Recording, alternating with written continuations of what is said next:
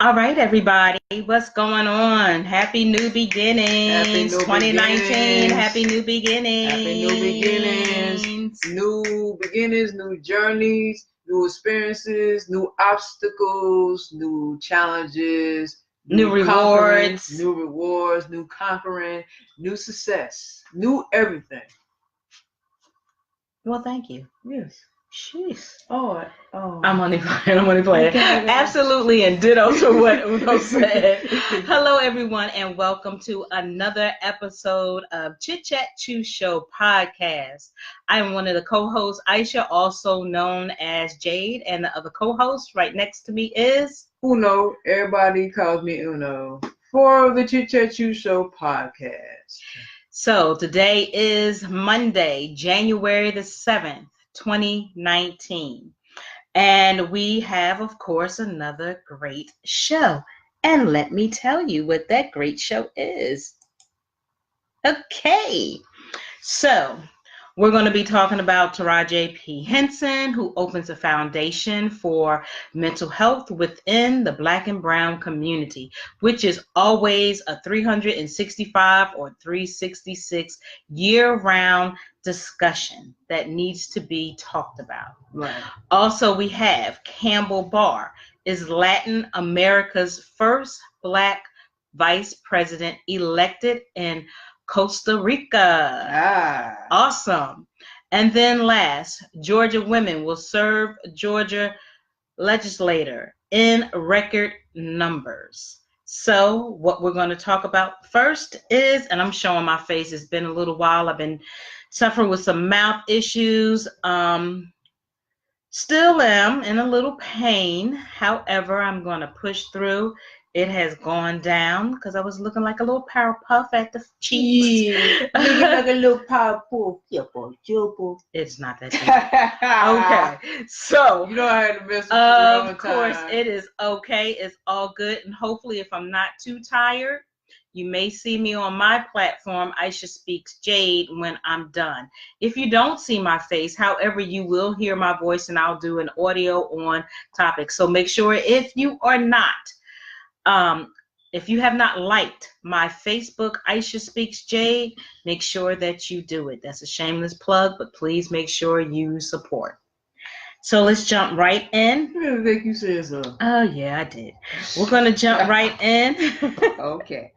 And the caption is, The Jolt. A record number of women will serve in the Georgia legislature this year. And this is coming from AJC.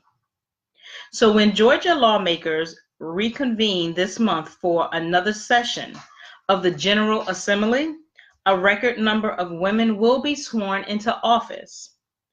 An analysis by the Center for American Women and Politics show roughly 31% of Georgia's incoming class of state legislators are women, up from 25% in 2017 and 20% a decade ago.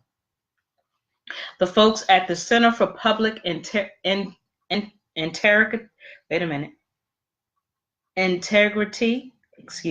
put together a series of graphs showing how Georgia stacks up with other states. It's roughly in the middle of the pack, with charts that show the ebb and flow of electoral trends. The state has outpaced Congress, where a record 127 women, representing 24% of the seats, will take office this week. 9 women will serve as governor this year, matching records set last decade. U.S. Rep. Rob Woodall lost out on a promotion this week. The Lawrenceville Republican has been quietly seeking his party's top spot on the House Rules Committee, the powerful panel that tees up legislation for floor debate. Incoming House Minority Leader Kevin McCarthy instead chose to appoint veteran Republican lawmaker Tom Cole to the position. Okay, I just want to make sure that this is all connecting to the same thing. Okay, I believe it is. Okay, so again, incoming House Minority Leader Kevin McCarthy instead chose to appoint veteran Republican lawmaker Tom Cole to the position. Woodall, who narrowly clinched a fifth House term last year, is seen as a top Democratic target for 2020. Speaking of 2020, it looks like a rematch could be in store for Savannah area Congressman Buddy Carter.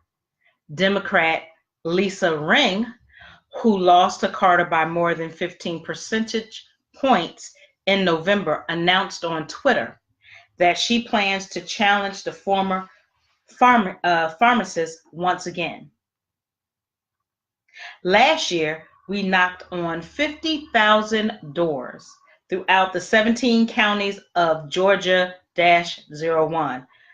And with hard work and district-wide support, we had the highest Democratic turnout in 28 years. Ring's new fundraising page states, quote, "Imagine what we can do with 2 more years of organizing and cleaning up a corrupt election process," end quote. Georgia's delegation on Capitol Hill is officially welcoming its newest member today. Marietta Democrat Lucy McBeth will be sworn in this afternoon, assuming the 6th district seat held for the last 18 months by Republican Karen Handel. Her first vote will be for House Speaker.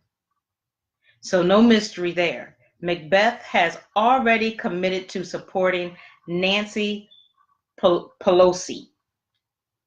Lawmakers will then vote on a rules package governing the chamber for the next 2 years and a pairing of spending bills to end the government shutdown that Senate Republicans said they'll reject due to the lack of wall funding. We're told McBeth will begin the day at a bipartisan prayer service at the Catholic Church on Capitol Hill, where she'll be reading a poem from the 19th century writer Edna Dow Cheney. Atlanta Mayor Keisha Lance Bottoms took office a year ago on Wednesday. Her aides made a catchy 1-minute video with heart-thudding music to highlight that 1-year anniversary. Of course, once these articles are posted up, it says watch here. So once they are posted up, you can definitely you can watch it. So in its first burst of activity in the waning 115th Congress, the U.S. Senate confirmed longtime Coweta County Sheriff Mike Yeager to be a U.S. Marshal on Wednesday evening. Yeager's first nominated in June has been Coweta's sheriff since 1993. And just kind of further down, oh, no, we can continue because I thought it might have been extremely long, but it's not. Wrapping up, left on the shelf were DeKalb County Superior Court Judge J.P. Booley, whom President Trump taped for a spot on Atlanta's federal district court, and former Georgia Congressman Len Westmoreland. The president nominated the 6-term lawmaker for a 5-year term on Amtrak's board of directors back in October of 2017. But its nomination had languished in the year plus since. The White House could renominate one or both men or opt for other candidates. The Senate also deferred action on a trio of bills that would have upped federal protection for Ocmulgee National Monument, Kennesaw Mountain National Battlefield Park, and Fort Frederica National Monument. Georgia's lawmakers will likely try again in the new Congress. And our condolences to the family and friends of former State Bob Hanner, who represented a Southwest Georgia district from 1975 to 2013 and served on several influential committees. And a state planner and insurance specialist, the Republican served in the U.S. Coast Guard in Vietnam from 1967 to 68. So the Albany Herald has more. So if you just want to continue to follow on with from the links that will be on here that you can click to further read some additional information, again, all articles will be posted up. So, but much congratulations, regardless of how I feel about this, about the whole political arena. It's just really nice to know that women are doing their things, and hopefully, okay, because they cannot solve everything, but hopefully they can do some things, and it's up to us as well to keep them committed and make them be accountable. That's where I'm at. They need to be accountable. It shouldn't just be, well, it's great, women are in there, yay, hoorah, yes, but they need to be accountable to just stand ground. The position they take on, yes, you have to be accountable. Absolutely. Because that's what you signed up for. So you're serving the people. Mm-hmm. Absolutely. And there's expectations that comes with that. So yeah, hold it in your bargain. I mean, that's great, like you said, of having women in the seats and things like that, and in certain positions. That's great. Good look for politics, but at the same time, how is that going to translate into action? How is that going to translate into real life? People's needs. How is that going to translate? So that's what I want to see. How this is going to play out. Absolutely. And in this, there is a where it says Center for American Women in Politics. You can actually click on there. It shows a map of the world, and I believe that if you click on whatever state you're in, it should tell you more information. I'm guessing about wherever state you live at, it should tell you more. Matter of fact, I'm going to go back and click real quick and just see as far as Georgia. Like if I click on Georgia, what is it going to where is it at? Where's Georgia? Okay, there's Georgia. See what it says. I hope all you guys, while I'm quickly waiting, had an awesome weekend. Hope you had a great New Year's. I hope that you continue and move forward on whatever your goals are that you want to do, and not just let another year go by and you just do the same habit for the year of 2019. Try something new. Yes, step outside the box. And commit to it. So yes, I do see that it says some things. It's U.S. Congress total seats.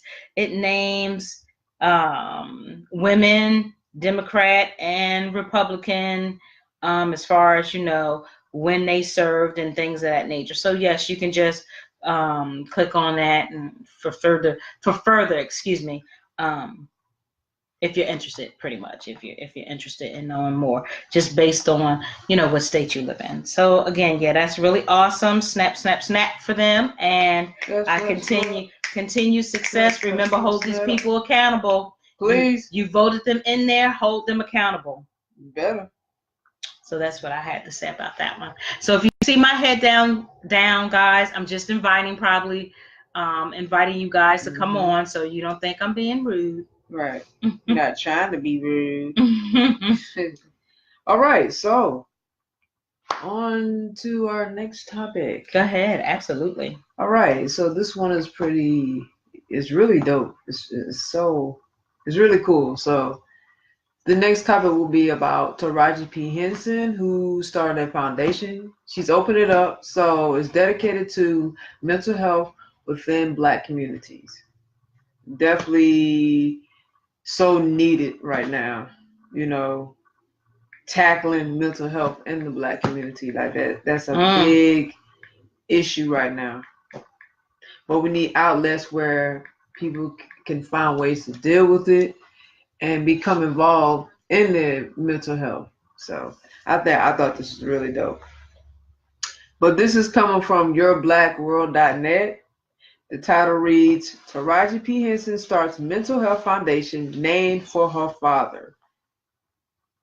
Mental health has had a negative stigma in the Black community for a while, partially due to the lack of knowledge about the concept as well as a lack of accessibility of mental health professionals in primarily Black communities. One major part of trying to break this stigma has been a number of Black celebrities and professionals coming forward to support mental health. An Atlanta Black Star reports that the last person to do it is Taraji P. Henson. Not only is she speaking out about mental health, but she has founded a nonprofit on the subject. Henson's new organization is called the Boris Lawrence Henson Foundation in honor of her late father, who had also dealt with mental health issues during his life. I named the organization after my father because of his complete and unconditional love for me, his unabashed, unashamed ability to tell the truth, even if it hurt, and his strength to push through his own battles with mental health issues, she continued. My dad fought in the Vietnam War for our country, returned broken, and received little to no physical and emotional support. I stand in his absence committed to offering support to African Americans who face trauma daily, simply because they're Black, she posted in a letter on the foundation's website. Some goals of the foundation are to provide mental health support in Black schools, reduce the recidivism rate, and increase the number of Black therapists available. To put this point in perspective, one APA report showed that of the 2,837 psychology doctorates American citizens earned in 2008, just 5.8% were obtained by Black people. Black people are also the least likely people to get mental health help when they need it.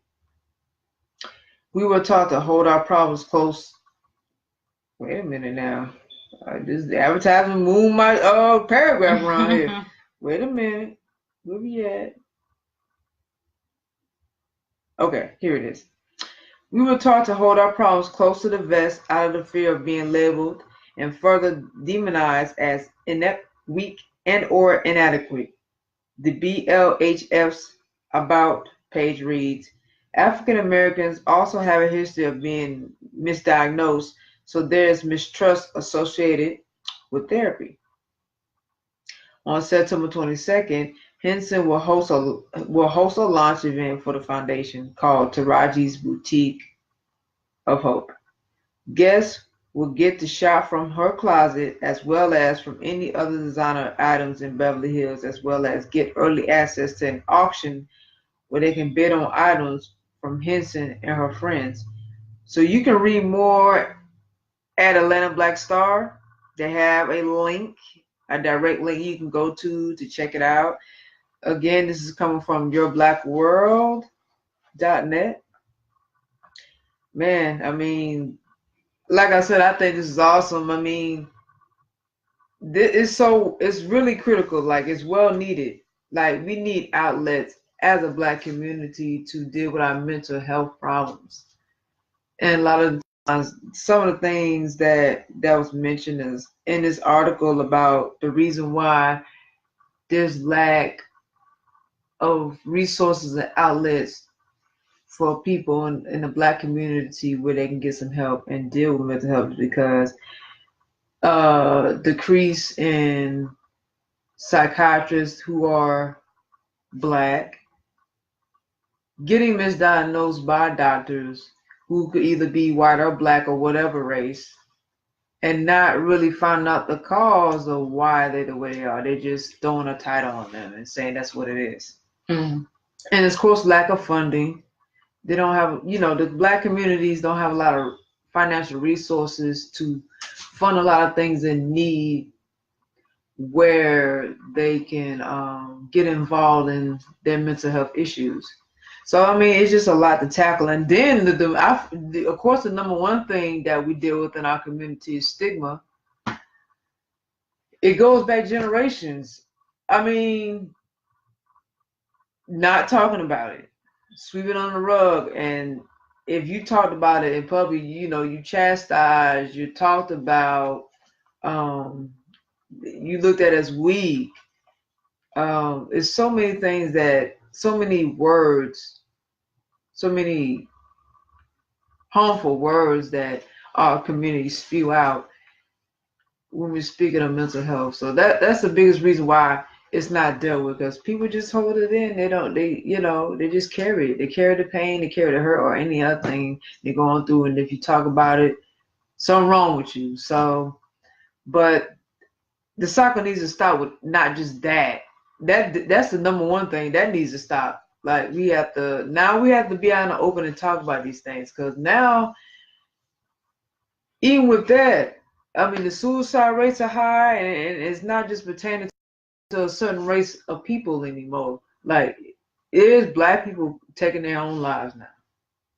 So we know a major issue. So yes, it's time to deal with this head on. We can't keep sweeping everything on the rug. And it's the same thing with molestation. So we definitely can't do that anymore. We gotta stop that, sweeping that under the rug. You know, I mean, that's for a later date for molestation, but I'm just speaking in general of things that we sweep under the rug and act like it ain't happening or exist. You know, and this is why we have so much problems in our community now. There's a lot of people that are misguided, going in the wrong direction, having so many problems in their life because we're not channeling this energy in the correct way, you know?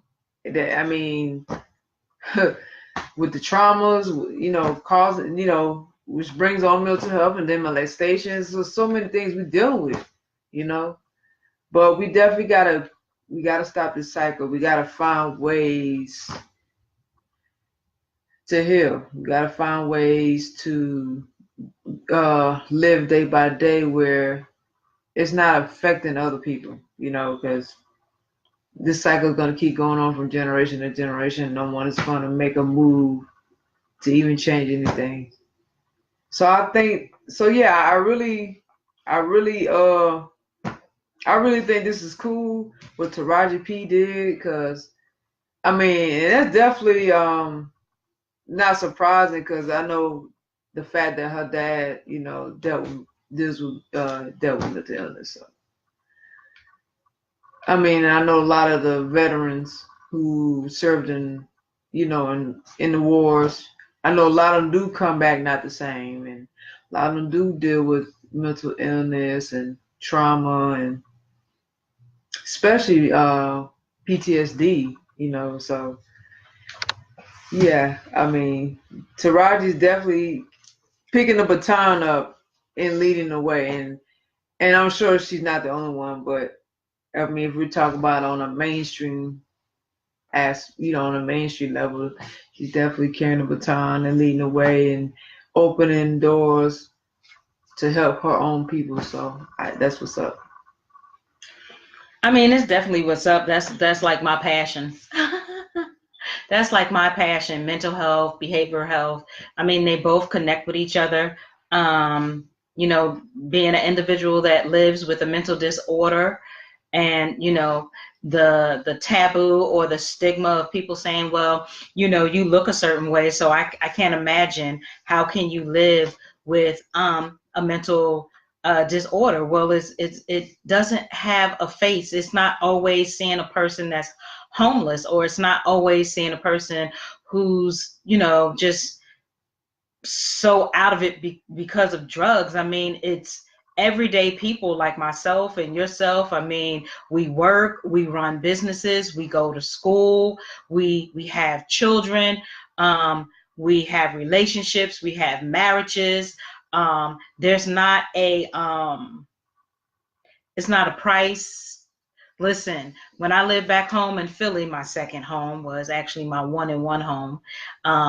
You know, I can remember when I was working, and it was a judge, you know, a white lady who was a judge that used to sit around the area of City Hall in Philly on the outskirts of it. And I didn't hear the whole story, but I can just remember like how people literally just, you know, stopped to have conversations. And like she used to be a judge at City Hall in Philly. And now her family won't even be bothered with her. I don't know the full extent as of what went on. So she lost her job and she just stays around there.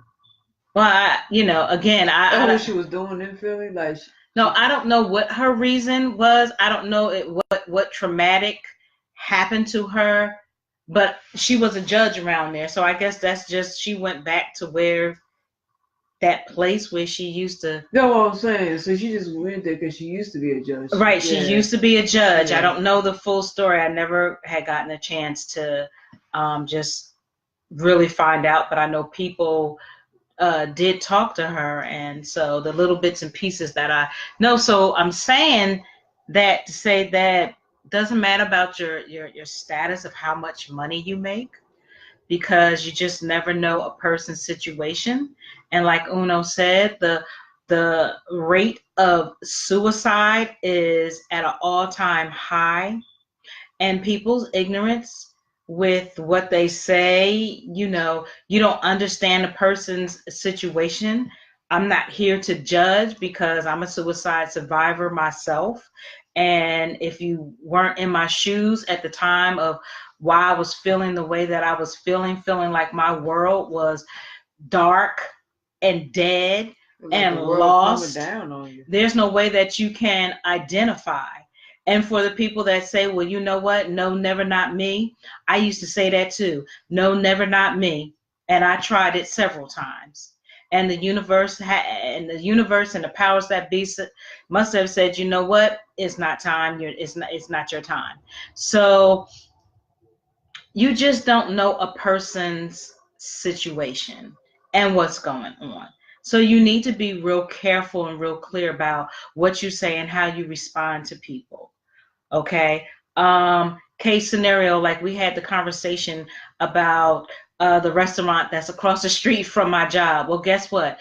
That Asian man, he just happened to be Asian. He could have been black and still could have been wrong for what that Asian man put his hands on that homeless person, and that homeless person did nothing to him because people were in the store that saw it, black and white. And the black and whites both said the same thing, that the Asian store owner was wrong for putting his hands on that man. And then see, when that man wanted to retaliate, he got scared. So guess what? It got back to somebody's news. They might not have put it on, but the store was shut down for at least a week.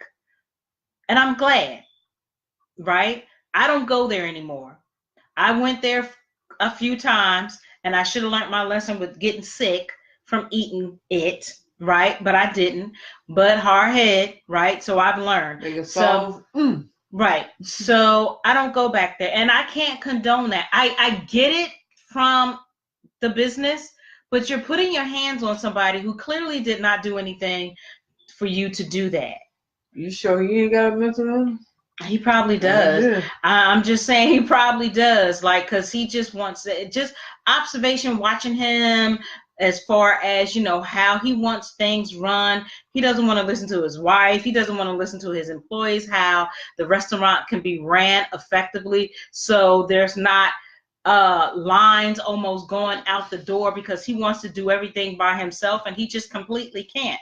Unfortunately, he's an older gentleman who he's stuck in his ways. That's how a lot of people live. Exactly. So his store was shut down for a week, and now it's back open, but I'm still not patronizing it because it's just, you don't know what a homeless looks like. You have no idea how many people have probably come in there that's homeless, and they don't have that standard what people perceive homelessness to be. But, you know, and I also say that there's a lot of undiagnosed people in this world, and that is so true. Being a person who has worked in the mental health and the behavioral health, it's just a lot, and it is a lot of stigma. And yes, mental health comes in all colors, shapes, and forms. I get that, but I also get being a person and an indigenous person that There is a lot of resources that we don't get that the other counterparts do get. It's true. And it also, I've learned that it depends on what kind of insurance you have. And it's sad to say that. If you have high option or top shelf, you're going to get that good treatment. If it's not so good, or if you don't have it, it's not going to be so good. It's just not. And that's the reality of it. You go to a lot of these state hospitals like Grady. Grady is the main hospital here. It is a teaching hospital. And granted, they do have a lot of things that it is good, but also there's a lot of things. It's like a 50-50. There's a lot of things that needs to be improved on. And one of them is mental illness. I mean, it's just sad, you know? And I don't trust my job. And if there's anybody that's on this job, if there's anybody that works with me and they happen to be on here, oh, well, you found out I have mental illness. Who don't in that building I work in? But it's a lot. It is. And a lot of times we have to put that mask on because we don't want people to know, because we will get judged. And it's used against you. And it's used against you. Mm-hmm. Every time. Because if you do something out of pocket, or a situation might trigger you, and your brain wires a different way and you go off, and maybe you crazy or psycho. Right. Or they use that, he or she is bipolar. He or she didn't take their pill. Didn't take their meds. Right. Oh, he or she is crazy.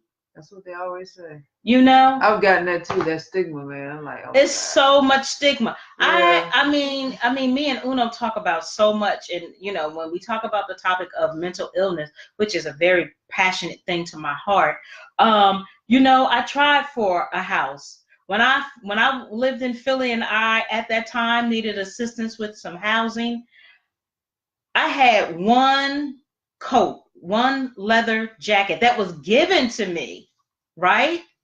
And went in for some housing. That man didn't know my situation. He gonna tell me, well, you don't look like you should get any housing. Like, what the hell does a look have to do with it? I said, let me tell you something. This is my one coat. You don't know what I'm going through, but by the time I get finished suing your ass, I'm gonna have your job and everybody else's job in here, and I'm gonna have as many houses as I want, because you're discriminating against me. See, people, you have to stand up and you have to know your rights. It's so important, because a lot of people don't know what their rights are, especially if you're living with a mental illness. Mm-hmm. A lot of these officers, a lot of these professionals are not trained on how to deal with people who live with a mental disorder. Right. They're not. And then I came here in Atlanta. I mean, it's been about maybe 2 or 3 incidences during the course of my life. But living here in Atlanta, again, looking for a place, and I'm being transparent. And because I had a mental disorder, I was like, okay, because there were people that, you know, accepted all ages as long as you qualified or was diagnosed, right? So I'm filling out all this paperwork, and you know, because I was in a situation, hell, I need a roof over my head. And so I went, and I'm doing everything that they want. And the lady just straight was like, well, let me ask you a question. Well, how did you get the PTSD? I said, excuse you? Really? Wow. So I had to really tell her about herself, and I said, you know what you can do with this paperwork, right? So I mean, it's just a shame that, you know, people have so right. So it's just a shame from, and I'm not saying all right. I'm just but enough, yeah. Right? Enough. Yeah. Like, I've had caseworkers come with the crap. I've had therapists come with the crap. And it's a lot of therapists and psychiatrists that are mental ill, that have mental illness. Yeah. I hope y'all know that. Oh, yeah. That are on meds. Absolutely. For real. Yeah. I've heard it. I've been through mental illness for I've been in that arena for a very long time, from the personal side of it to the professional side of it. And so I need to be on their side and maybe counsel them, because some of them go through a lot, so much. They go through a lot in their professional and personal life. And I'm sure that is a job that they're definitely underpaid, a lot of them. But at the same time, it's like, were y'all really supposed to be in this field or not?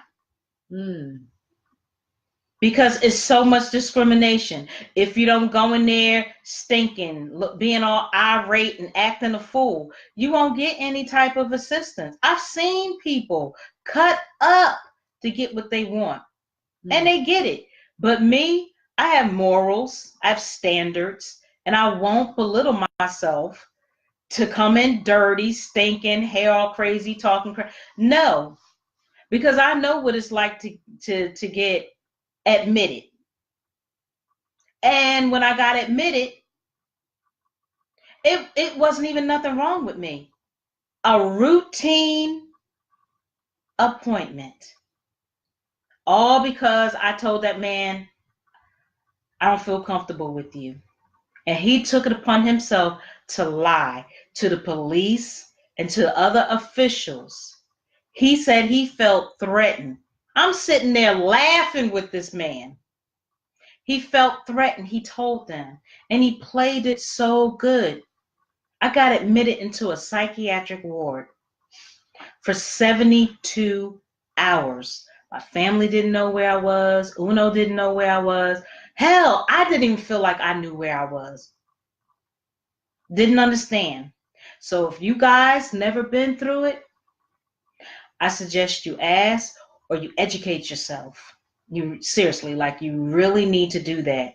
You know, like you say, PTSD. Ooh, what happened to her? What happened to him? Right. I wouldn't dare tell anybody. I mean, that's a serious thing. I'm out here on the podcast, and at this point, that's a serious thing. Exactly. PTSD. At this point in time in my life, what you gonna do? Judge me? It's okay. Like, just as long as you just don't come too close to me. Just people talk and do what they want. We can't change people.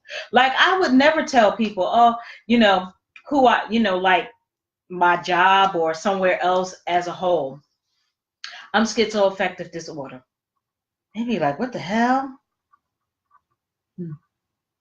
I mean, but it's real. Yeah. It's negative. It's things in your head you see. It just it's so much like a combination of everything. Generational.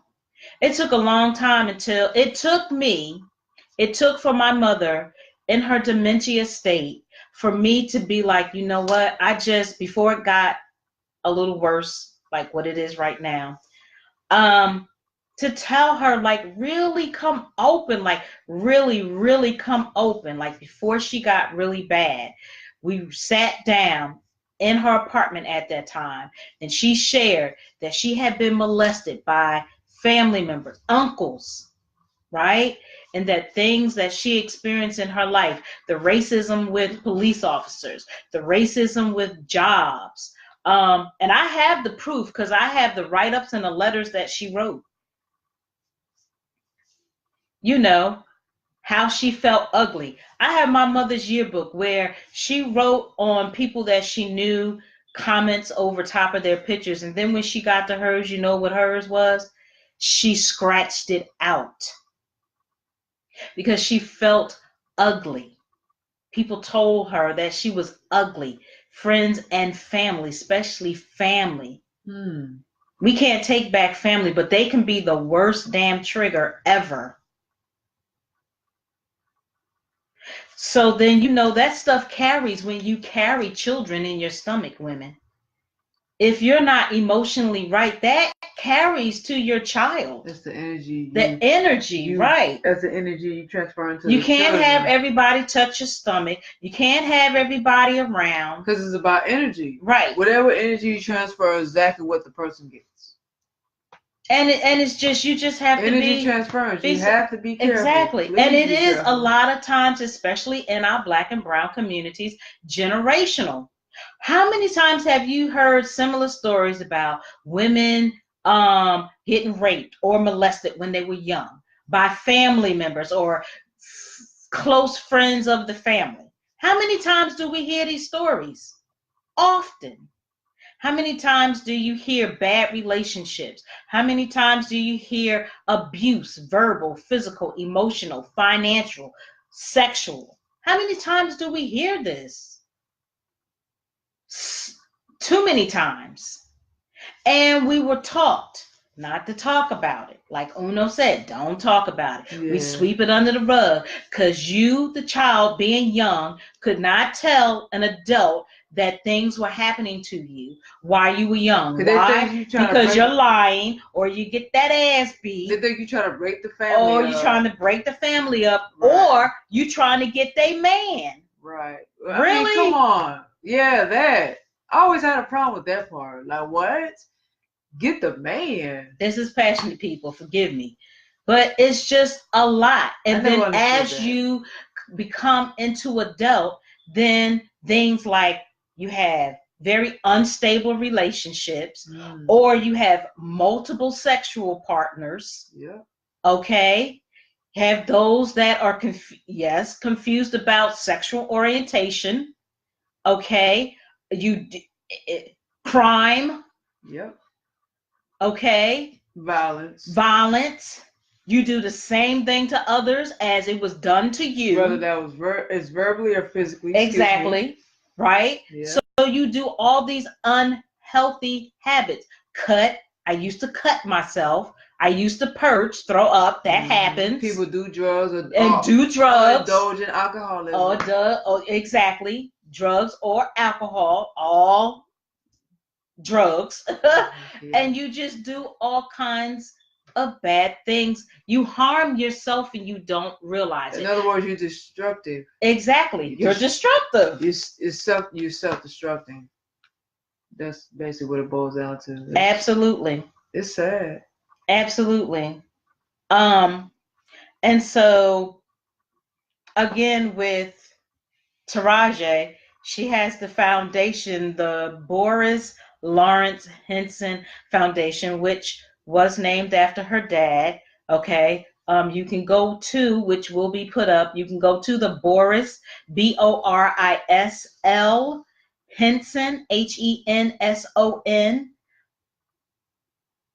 Foundation, FOUDATION.org, right? And it's just sad because I'm not saying that everybody turns out to be gay and all that and everybody steals and all that. I'm not saying that because that would not be true. But there's still some unhealthiness in it, right? Mm-hmm. Because people still today, they don't talk about it. They just don't. And so we need to have foundations, organizations, groups, and things like this for safe places and safe spaces where people can come and they can talk about things and start their journey of recovery and healing, because the cycle has to stop. It has to stop, seriously. It's just, else you're going to die with that. And it's unfortunate. It's so unfortunate because a lot of the older generation, they are falling to the wayside mentally. And I just don't want to be that statistic. I want to break the cycle. I'm breaking the cycle. And so that's why I speak more about it. Is it uncomfortable? Hell yeah. This whole R. Kelly thing, and that's something we're going to talk about later down the road. That whole R. Kelly thing. We'll get into it next week. Right. Might as well. Is a huge. That's the trending topic right now, right? Is a huge trigger for me, but I have to learn how to deal with it because it reminds me of being 3 years old, being molested by a family family friend. You know, I mean, it's just. What pisses me off with R. Kelly's situation is the many that was involved in aiding and abetting his sick acts. That's what angers me more. That too. I mean, we know about R. Because Kelly. you're We know just about as that. guilty as he is. Right, but they're worse. Right. Because they should know better. Absolutely. Yes. Mm. Absolutely. Yeah, it's definitely Absolutely. triggering. All of it is. All of it. So, again, the Boris Lawrence Henson Foundation. Break the cycle, break the silence. Break the silence, break the cycle. So, mental health support in urban schools. So, mental health support in urban schools, which definitely needs to be done. African American youth in this country are exposed to trauma daily. Issues like poverty, mass incarceration, yes, and violence plague the lives of many of our children, leaving them scared and anxious. Yet many of the children facing these problems rarely get the therapeutic help they need, carrying the effects of these issues into adulthood. That is so me. But I'm doing something about it, and I'm so happy about that. As access to mental health resources continue to decline in the Black community, incidences of suicide, ADHD, and behavioral disorders continue to rise. This is particularly true in the urban school districts, where over 50% of the juvenile population in some detention centers has an IEP, which stands for Individualized Education Program, which I was also deemed as being retarded, which now they call special needs. This is more, and go figure, be young, be in elementary school, being called retarded, right? And then, of course, kids find out, however they find out, right? It links out from the adults. And then you're going around school while kids calling you retarded. Pretty much. The bullying. Yeah. Name calling. And violence. The bullying is still going on today. Yeah. So this is more likely a direct result of adverse childhood experiences, ACE, which stands for Adverse Childhood Experiences. Instead of stigmatizing mental health issues, we must normalize the issue. We must learn to equate the importance of emotional health with the importance of physical health. Needing help is not a shame. The shame is in the inability and fear to do so. Many African American students are penalized and labeled as troubled kids. These same students have likely experienced major traumatic events in their lives that have affected their ability to focus, communicate, or perform under pressure. Just because a child stares off while a lesson is being taught does not necessarily mean that he or she is not interested or doesn't grasp the concepts introduced. It could be that his brother was murdered last night and he has to figure out the best route home so that he does not lose his own life too. These are real challenges that students deal with daily. Therefore, therapy in schools is so important that it should be as much a part of the curriculum as English, math, and science. And yes, another thing that pisses me off is that when they say HIPAA rules, everything is confidential. That's a lie. No, it's not. It isn't a lie. It's a lie. Some do it, but more so a lot don't. From children to adults. In failing to acknowledge our children's lived experiences, we are unconsciously failing them. We must give them the support they need if we want to successfully navigate the terrain that is growing up Black in America. I agree. So it is so important. And again, there's so much as a whole, just Black and browns, our Black and brown indigenous clan, right? We're not even talking about, of course, the urban schools. Right. And people being locked up in prison, okay? The LGBTQ community, okay? The veterans, the elderly, because that is a high rising number too. Elderly people who are diagnosed with mental illness. I mean, there's just, the list just goes on. Also, again, you can look at this. Why cultural competency is important. And as she quotes Taraji Henson, this is our legacy. This is our chance to make a difference. Together we will break the silence and break the cycle. Okay, so there's, of course, the National Suicide Prevention Line, which if you or someone you know feels suicidal, or you need to talk to someone, because this line is much more than just a suicide line. You can actually get on there if you're feeling really bad and you need somebody to talk to, because everybody don't have that support. That's true. Everybody don't have that support. So where do they turn to? You know what I'm saying? I had very limited support, but I'm glad that I have support today.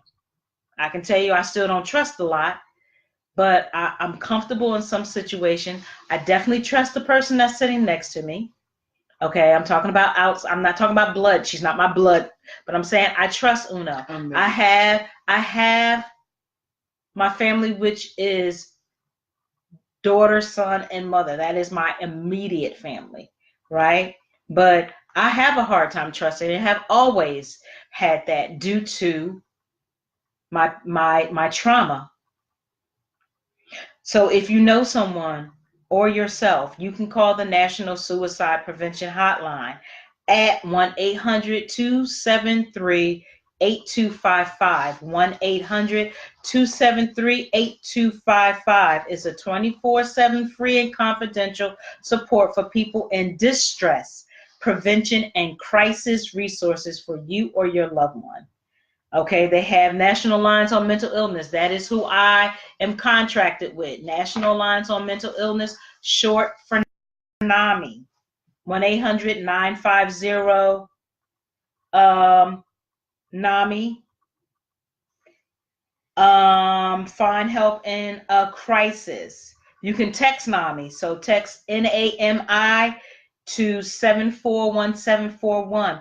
If you're local, I am a facilitator of a connection support peer-to-peer. Well, let me change that. Connection peer-to-peer support group. Connection peer-to-peer support group. If you are in the Metro Atlanta area, it's every second and fourth Tuesday. If you want more information, definitely hit me up off this line, and it is a safe space. We can have one person. That one person, I might save their life, because I don't know what they're going through unless they open up. And it can be one person, it could be 10, 17 people. I'm at this point where I used to be like, oh, it's all about the numbers to make things good. Listen, if I can help somebody, I definitely will. I definitely will. Even though I may not be a title anymore, but I'm there to assist how I can. I cannot create miracles, because I myself live with a mental disorder, but I do not allow that to control me. I do my best not to allow it to control me. Do I have bad days? Hell yeah, I'm human. And a lot of times it doesn't even have to be a mental illness. That's another thing. They get on my nerve, people, with that. Why can't I just have a day and it don't have to pertain to a mental disorder? You could just not have that day, and it's okay. Right. So yeah, check her website out. It's going to be posted up. I mean, I would love to reach out to her, because I am I huge. see someone who's passionate. I am extremely passionate. Just run a yogi. Yeah, I'm going to end it. I'm extremely passionate about mental illness or mental disorder. There's nothing wrong with that. I am. Yes. So thanks, guys. I appreciate it. This was just one. Would you correct? One for the road. You're correct though in what you're saying. I mean, far as just the backlash you had to deal with when you are dealing with mental health. So, but it's up to people to get educated and have an open mind and be understanding of other people that's not like that. Absolutely.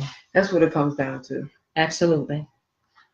All right. So, our last and final topic for tonight is Costa Rica elects the first Latin American, in Costa Rica they elect Latin America's first Black female vice president. Mm-hmm. Snap, snap, snap, snap, snap, snap, snap. All right. This was published April 3rd, 2018. So it's been a little minute, good little minute. So I'm going to read from womenintheworld.com. The people of Costa Rica elected Carlos Alvarado as the country's new president on Sunday, and his running mate, Epsi Camel BARR, has made history by becoming the first Black female vice president in the Americas. According to Newsweek, Camel is a highly accomplished economist who has written extensively about sexism, racism, and people of African descent and economic participation. She is also the co-founder of Costa Rica ruling Citizens Action Party. Alvarado, also a member of the party, won a solid majority over Fabricio Alvarado, an evangelical who ran on a, let me see this word here, vociferously anti-gay marriage platform. Carlos Alvarado and Camel BARR, on the other hand, promoted unity, infrastructure, and the bridging of inequality, Jezebel reports. Camel BARR has previously played leading roles in the Center for Women of African Descent, the Alliance of Leaders of African Descent in Latin America and the Caribbean, and the Black Parliament of the Americas organizations. She also founded the Women's Forum of Central American Integration. One of her central campaign promises was to reduce the wage gap in Costa Rica. It would be a responsibility not only to represent people of African descent, but to represent all women and men in the country, a country that gives us all the same opportunities. Camel BARR told website CR Hoy prior to the election, according to Newsweek. It would not be the first only in Costa Rica, but in Latin America. And eventually, if the president leaves the country, it will be the first woman of African descent to assume the presidency of the entire American continent. It's a big responsibility. Under these paragraphs here, they have a Twitter. This person was someone else's, but they posted Miss Camel BARR's video here on their page. You want to check it out, just click on the Twitter attachment here. And you can also read the full story through Newsweek and Jezebel. So yeah, I think That's awesome. that's really awesome. I mean, women are doing it, like I said before. We are definitely doing our thing, and I'm so proud of them all over, not just here. It's also, in other countries and things like that. And that's truly awesome. I just want them to be held accountable. That's all we're saying. You people that voted for them, women or people that voted for them, definitely hold them accountable. If there's an issue, come together. We need to learn. Uno do so much talking. You need to come together and come together as a community. Like, seriously, come together. You run your mouth about everything else. So run your mouth about this. Run your mouth about this. Right. You say voting is important. Our ancestors did this for us, right? Died voting for us, even though we know not all of our ancestors voted. Right. But they still I respect them as well, whether you voted or not. But they paved the way at the end of the day for this generation now and moving forward to actually have the right to vote. Right. Yeah. So do something, people. Don't just talk. Action. Go out here. Be about that action. Go out here. Yeah. If one can't go, get another designated person. Designate someone. Or designate one or two people to get out here and bring these issues up and have solutions. Like, have something. Talk to these people. You can't just putting the faith into action. Put your action into action. Like, do something. Don't just talk about it, but stand together. Agree to disagree. Come to a common. Yeah, that's how I feel. You gotta work together in order to make things work. So yeah, I definitely agree with you on that. Yeah. Yeah. Ooh, honey. Yeah, but it just seems, some people are unwilling to work with each other, and that's not helping because you're holding yourself back. You're holding each other back. It's not going nowhere. So we have to put our differences to the side and really look at what we're fighting for. What's the purpose? We need to fight for purpose. So, yeah. Humans can be quite complex. They can. They can. And so I'm not saying that bat your eyes and click in your heels that you are instantly turned into this new being, right? Because I know that's not reality. But you should work towards your goals and what you want to do. I refuse to be around anyone who is not like-minded, who is not striving and thriving, even through the challenges, right? So if you think that what you may have done or did do in 2018, I'm letting you know, if you see my timeline, when I post some things up, I mean what I say. Like, that's so me. I do not have time. As far as like just dealing my facial expressions. I had that one on my timeline. My facial expressions need deliverance. It does, real talk. Because it's just, I can get real ridiculous, and it hurts to also say that looking at her crazy, right? Faces. And I'm just like, even those that are close to me, if you're not coming right, if we can't support each other, people are so quick to be like, "Oh, girl, can you share my stuff on your page?" Well, "Oh, girl, can you share chit chat you what we do on your page?" Right. Can you, "Oh, girl, boy, can you please share our stuff?" Share our stuff. I get so tired, so I'm not sharing like that much anymore. You can call it petty, call it whatever you want. I'm okay with that. But if we're not doing it equally, then why am I wasting all my energy sharing all of your stuff? I could be using that energy to focus on what you doing, sharing our stuff, personally or business wise. Right. Like, right. And it's like it's one-way street with people, man. It doesn't work that way. I mean, all it takes is it takes a click. It's all it takes, a click to share someone's stuff. That costs no money at all. Right. They just share.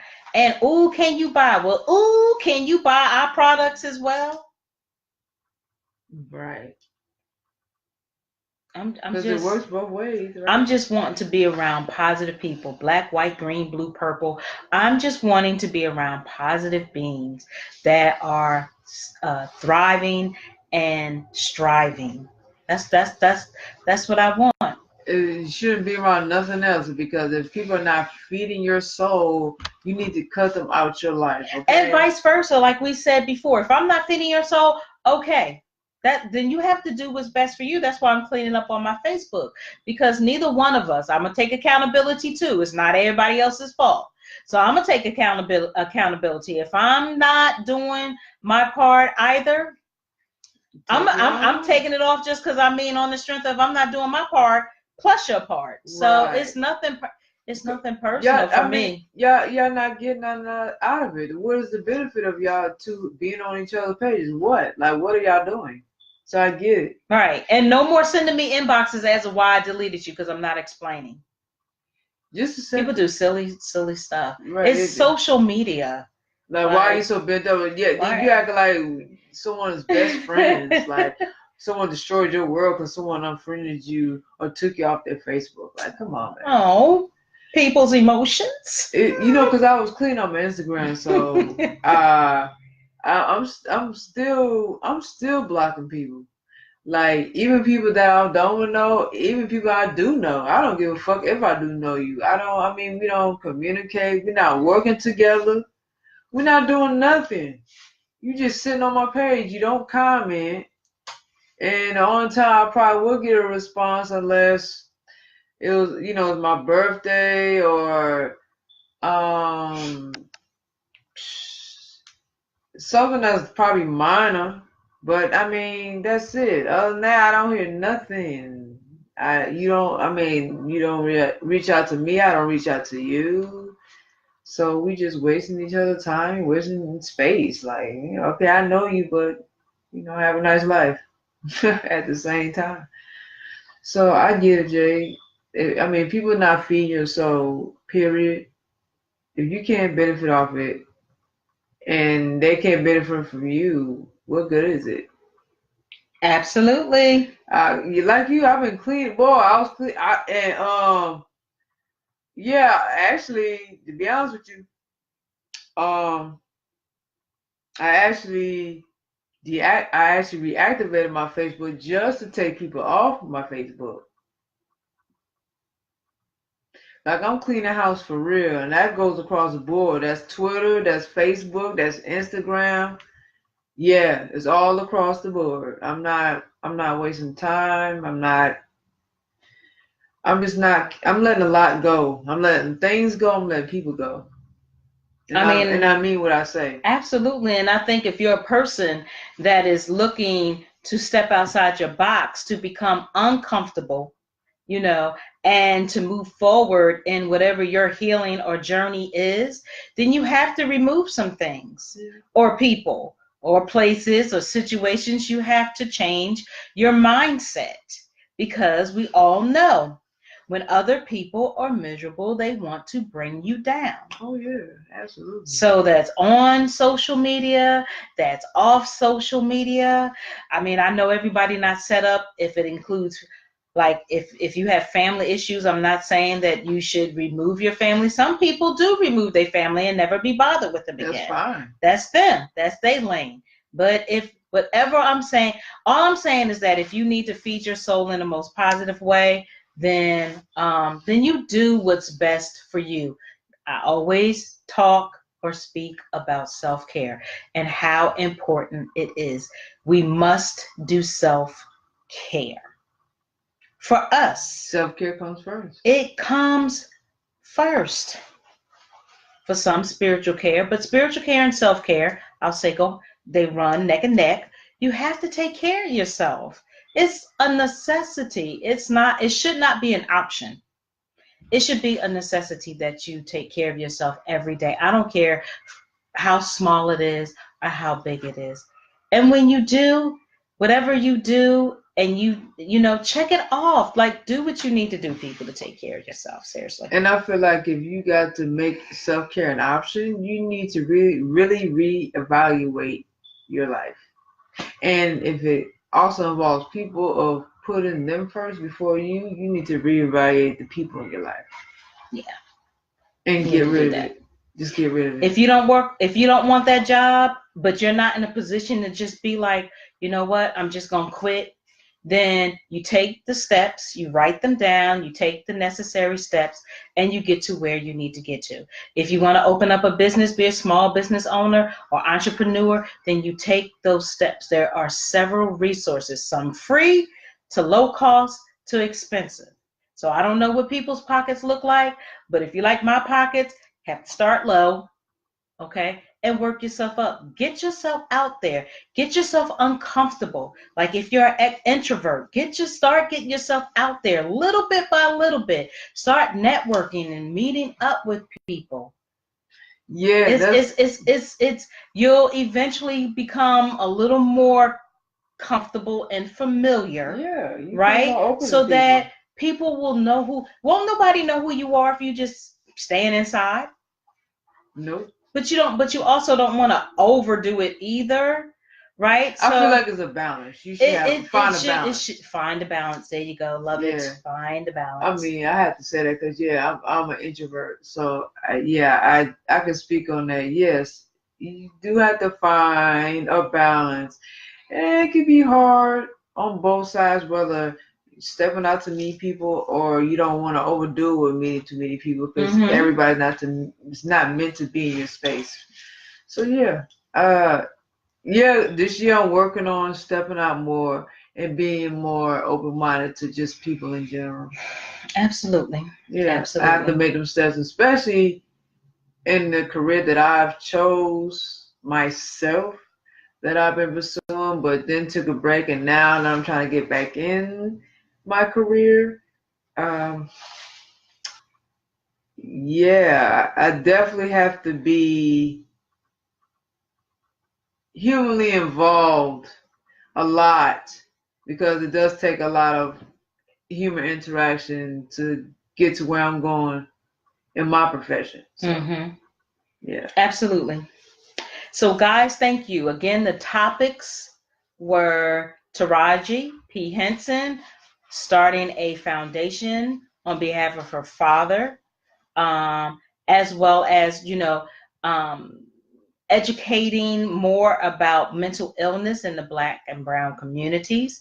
Campbell BARR, who is Latin American's first Black vice president to be elected in Costa Rica. Costa Rica. And Georgia women who will be serving Georgia's legislator in record numbers. So watch out, everybody. Watch out. Watch out, and you need to watch out for next week because we got a serious ass topic we need to really discuss because we're going to talk about that topic next week. Okay, well, we're just going to continue with the whole. It's going to wrap around mental illness again. We kind of touch on it, and it's going to be uncomfortable. Well, I'll be the first to say it, but I'm definitely going to open up myself to deal with it and talk about it. So, who has seen Surviving R. Kelly docuseries? If you've seen it, we would like to know your thoughts on it overall, just the whole docuseries. The women that came forward to speak publicly about it in the docuseries. How do you feel about the certain people they picked, celebrity-wise, to speak in the docuseries? How do you feel about celebrities speaking out in general? Like, do you feel what they're saying? Do you agree with what they're saying, or are you biased of them? Because and we express how we feel about the entertainment industry, so that's why I'm asking that. Like, because do you feel they contradictory? Because I'm sure a lot of news going on. So just tell me your thoughts on it, and even all the characters that's been involved in this mess. Just everybody, whoever that may be, female or male. I'm not talking about the victims. I'm talking about the people who supported R. Kelly, assist in R. Kelly carrying on these acts that he was involved in. Like, how do you feel about everything? Because a lot of people was talking about this whole Surviving R. Kelly docuseries. So, we would like to know how y'all feel about this in the comments. Now or next week. Right. Because that is going to be, since it is a trending topic, we are definitely going to be talking about that trending topic with R. Kelly next week and everything that involves that. So that should be interesting. Interesting. Then he has a spike now in his audio streams online. He has a lot of music streams now. People are listening. The question is, out of curiosity, are people listening to find out the real messages that are implanted in the music? They're having a curiosity of finding out what he really was talking about? or they just listening because they don't give a damn. They just love R. Kelly because he's a celebrity, he's a legend, icon, he has status. That's definitely a big question on that. It's like, wow, he got a huge spike in download streams and people are really listening. But what is they thinking in that process? Now there's people that's going back who never heard his music ever in their life to see what he was talking about. I think that's really the biggest reason why people went to listen to it. Out of curiosity of what this man, they're trying to understand his mind and see why he was doing the things he was doing to the young women and just everything. I think that's the biggest reason. I mean, honestly, I don't really think. I think the percentage to me, I think it's more download streams of people just out of curiosity. I want to sit there and listen to it. You know, not to say they don't have those who just want to sit and listen to it and don't give a damn what happened to the girls, or not concerned with this epidemic that's going on in the Black community.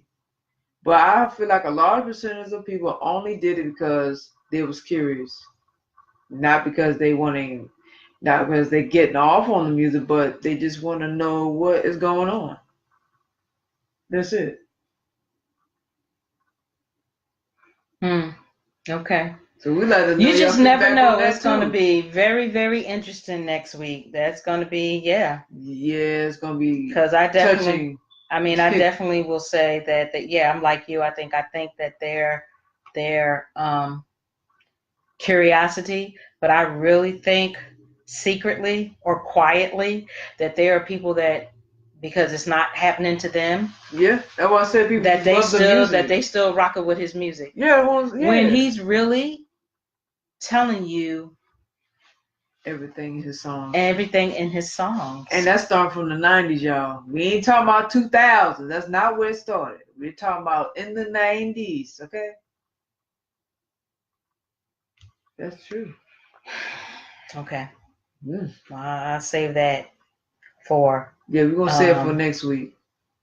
Yeah, I'm going to save that.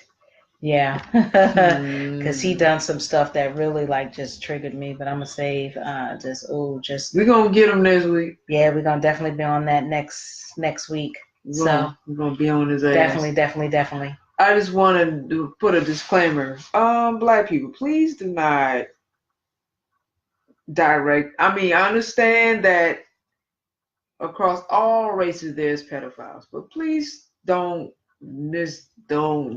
redirect the conversation to white pedophiles. I mean, we've talked about that anyway on our show more than once about these high-profile pedophiles. But we need to focus on our own shit in our own backyard right now.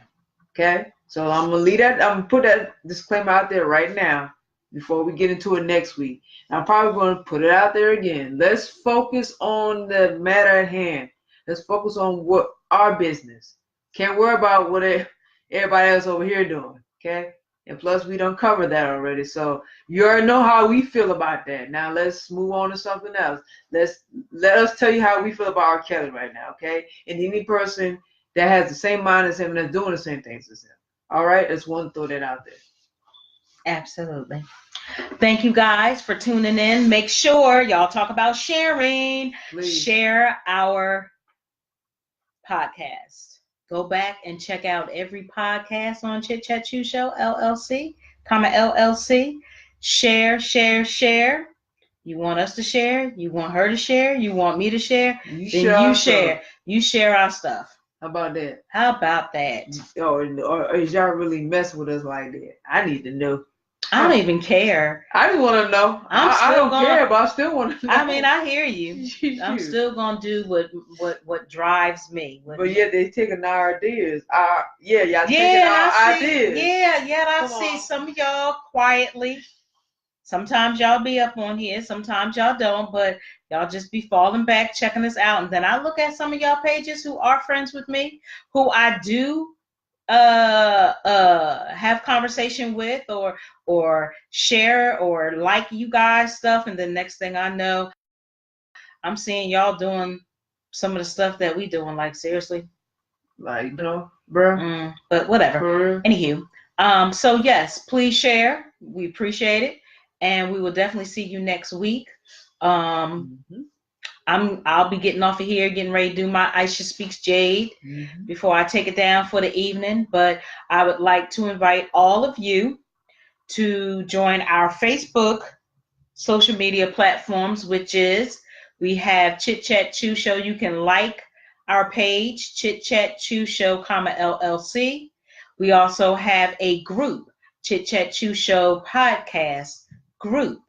We have, for those that are part of the LGBTQ community, we have that group which you can like, which is the Lotus Monk. All you gotta do is look up Lotus Monk, and it's us, because no one else has Lotus Monk. So that is for the LGBTQ community. We have my page that you can like, Aisha Speaks Jade.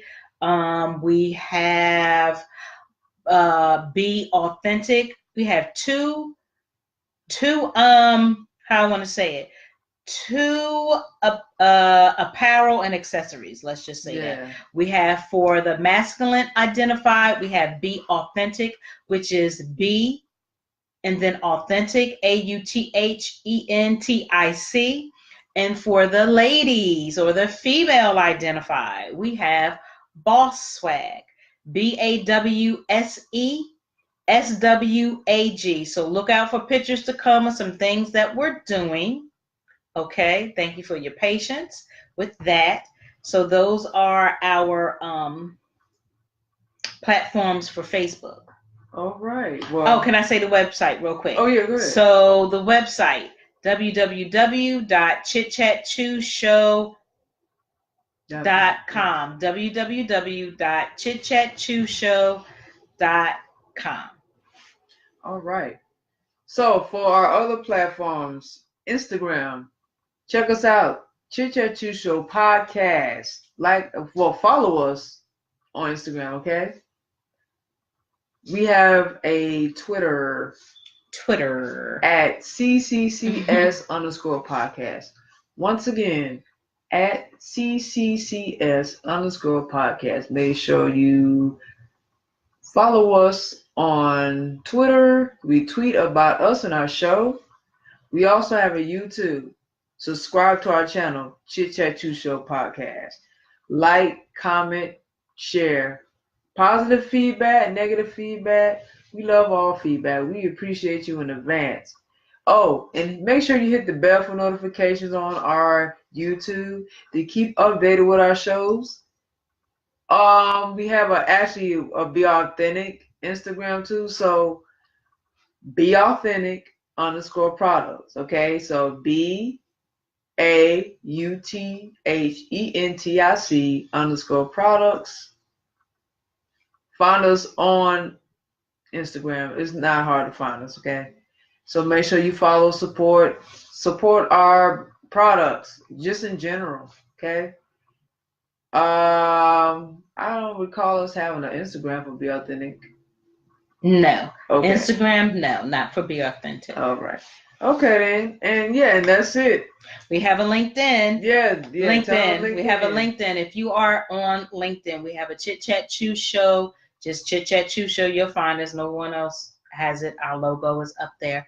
Again, if you have a LinkedIn, find us, like us, leave us a little message. We appreciate that. Also, we have a SoundCloud and Vimeo. So Chit Chat Chew Show Podcast. Follow us on both platforms, SoundCloud and Vimeo. Thank you so much, people, for supporting our show and the content and us and everything that we're doing that surrounds Chit Chat Chew Show in general. Absolutely. We thank you. We definitely do, for the people that are genuine. I'm tired. Had a long day. You tired? Okay. Yeah. So we're going to end this. We're going to say good night. Do yourself a favor. Remember self-care. Have a good evening. Or wherever you are at globally, have a wonderful, wonderful day, time. And we'll be back next Monday. Good night. Be safe. Peace. Ashe.